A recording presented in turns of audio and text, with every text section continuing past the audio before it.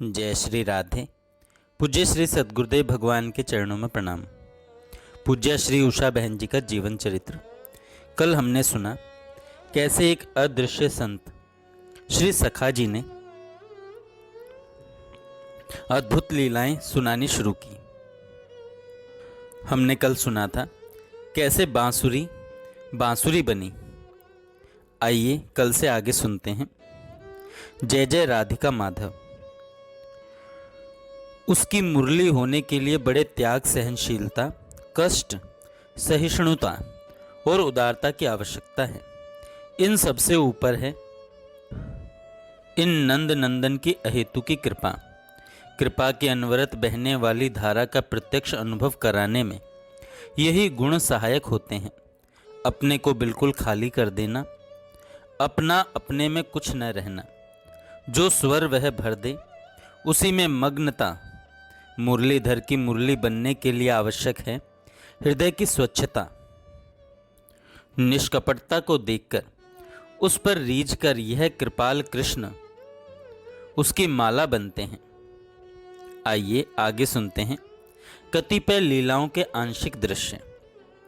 विरल रसिया। अब सभी हंसती खिलखिलाती, चहकती लहकती अपने उन मधुरिम रसीले रंगीले युगल को लिए उस गोलाकार मंडप में आई। वहां की उस सज्जा को देख प्रिया प्रियतम मुग्ध हो गए। श्री राधिका की मधुमयी रस रागमयी चितवन ने उन्हें दुलारा।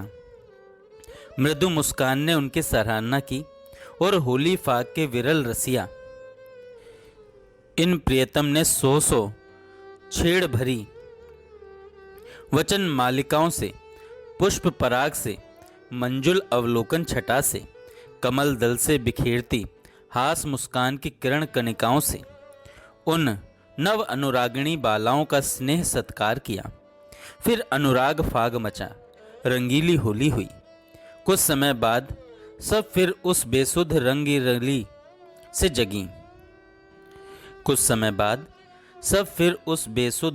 से जगी। उन प्रेष्ठ युगल को चौकियों पर ला बिठाया। आप सभी इधर उधर आगे पीछे बैठ गईं। चौकियों के आसपास खड़े दो कदली स्तंभों से लगकर कुछ सखियां खड़ी हो गईं। कुछ चारों ओर के विटपों के सहारे जा खड़ी हुईं। कुछ पुष्प के आसपास जा बैठी। विविध महक झकोरों से वह स्थली उन सब में नवीन संचार करने लगी।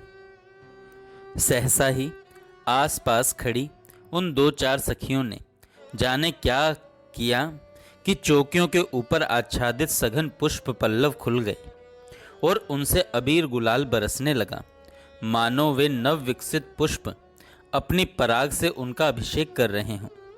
पुष्पकर्णिका, पराग, कुमकुम, केशर, चूर्ण और अबीर गुलाल की बौछार होने लगी।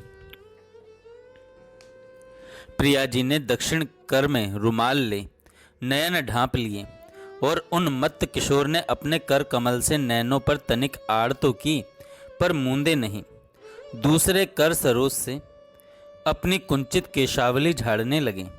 इतने में ही चारों ओर के पुष्प पल्लव खुल गए। अबीर गुलाल, कुमकुम, केशर, चोबा, चंदन की सघन वर्षा होने लगी। उस धुआंधार में प्रिया जी पर अपना झिलमिलाता श्वेत पट डाल उन्हें विशाल उरस स्थल में समाश्रय दिया। समाश्रिता को स्नेह सम्मान प्रदान किया। फिर रसिक युगल संभले, प्रियतम उठ खड़े हुए। उनकी चपल अटखेलियां सवेग गतिमान हुई। रस रंग माधुरी का स्वच्छंद विलास, रस केली समूह का बेरोक टोक उद्दाम लास्य, नवल रस चेष्टाओं का क्षण क्षण में नूतन विकास। एक कुमारी ने नई केली का सृजन किया। कुसुम केशर करों में लिए वह श्री राधिका के समीप आई। प्रियतम तभी पास आकर बैठे थे।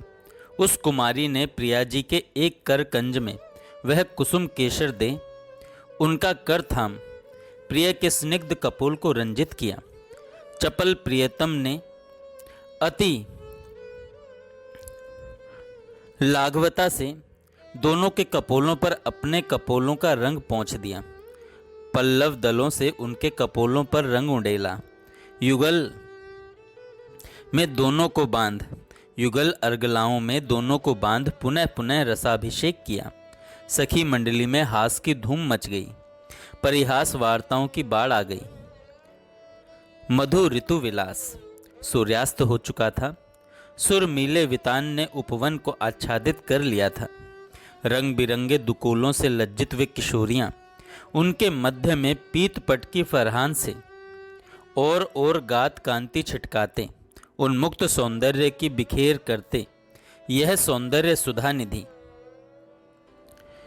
अब उपवन के मध्यवर्ती निकुंज मंदिर में आ गए। प्रसून मंडित उस निकुंज में सजीव कुसुम सी ये किशोरियां और इनके मध्य में धूम मचाता, इनकी भांवरे भरता वह मधु लंपट मत मधुकर रसोन्मादिनी किशोरी राधिका ने आज न जाने किस रस आवेग में भर प्रियतम की वनमाल तोड़ दी। रस चतुर ने वही पुष्प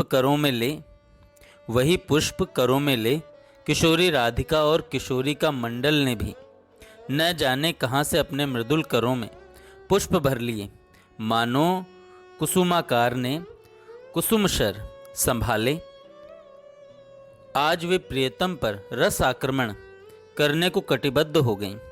पुष्पों से यूं रस कलह केली करते देख लतिकाओं ने उन पर पुष्प वर्षा की।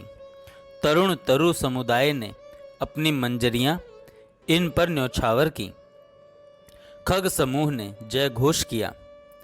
पुष्प बौछारों और हारों से टूटे मुक्ताओं द्वारा निकुंज भूमि विलस उठी। मानो पुष्प और मुक्ताओं द्वारा इन नागरियों और रसिया नागर ने इसकी गोद भरी हो। समय की सुधि न थी। मधुर ऋतु विलास मधुरिम हास परिहास की रेला पेली में समय खो गया था।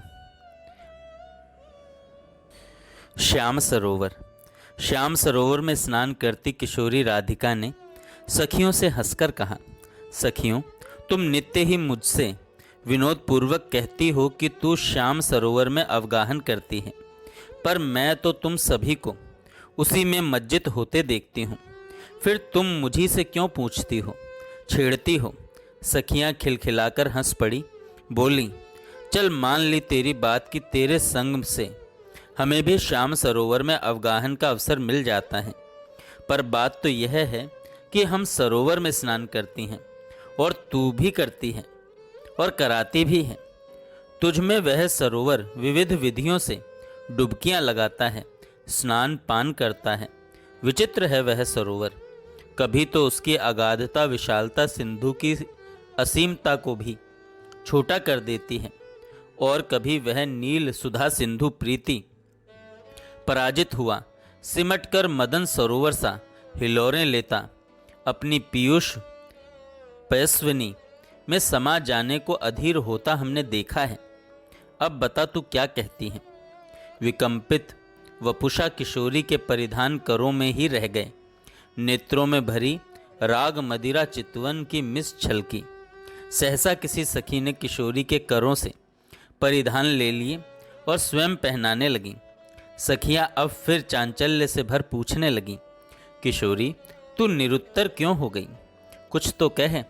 श्री राधिका संभली और बोली, निरुत्तर होने की तो कुछ बात नहीं है सखियों, पर तुम्हारी पहेलियां ही अद्भुत हैं। आप ही कहो, आप ही बूझो। वस्त्र धारण कराती उस नवला बाला ने न जाने कैसी चितवन से किशोरी राधिका के नैनों में नैन डाल विहंस कर कहा, निरुत्तर होने की कुछ बात नहीं। सखियों ने उस नवल सुंदरी बाला को आपादमस्तक निहारा और वे रस प्रवीणा किशोरियां सब समझ गईं और परिधान परिवेष्टन में स्वयं परिवेष्टित उन रसिया प्रियतम को अवलोक करतल ध्वनि पूर्वक खिलखिला दी। सखियों ने हंसकर कहा, कह किशोरी, हम सच्ची रही ना? किशोरी राधिका ने कुछ कहना चाहा, पर वाणी अधरों से बाहर न आई। उत्तर दिया उन सुजान सुंदर ने, तुम सचमुच सर्वथा सच्ची हो। सरोवर सरिता की हर सुधा लहरी में अवगाहन करता है। सरोवर सरिता की हर सुधा लहरी में अवगाहन करता है। हर मधुर हिलोर में मज्जित होता है। हर वीची की शिथिलता हर वीची की शीतलता का पान करता है। तुम्हारा सरोवर उन्हीं से तरल मधुर सरस सुखद है। अब सखियां निरुत्तर थीं और रसाला किशोरी के छेड़ भरे नैन बोल रहे थे, प्रश्न पूछ रहे थे। दुलार दृष्टि। अब प्रिया जी भी उठी और प्रियतम के दक्षिण स्कंध पर कमल कोमल कर धर आ खड़ी हुई। उनके विशाल कजरारे नैनों से दुलारा मृत उमड़ उमड़ कर सखियों को प्लावित करने लगा। मणियों के मंद मंद प्रकाश में सब स्पष्ट ही गोचर हो रहा था। कैसी विचित्र बात हुई, जहां ये दोनों विराजित थे उसी के पास एक श्यामल शिला में तनिक कंपन न हुआ। वह तनिक खिसकी और फिर ठहर गई। रंध्र में से पीत मणियों का उजला प्रकाश वहां फैल गया। प्रिया प्रियतम ने मुड़कर देखा। क्षण भर को वे बालाएं भी विस्मित सी हो गईं और फिर वे सब उसी पहले वाली शिला पर विराजित हो गईं, अपने अनुरागी प्रेष्ठ युगल के संग। जय श्री राधे। आगे हम कल सुनेंगे। जय श्री राधे। पूज्य श्री सद्गुरुदेव भगवान के चरणों में प्रणाम।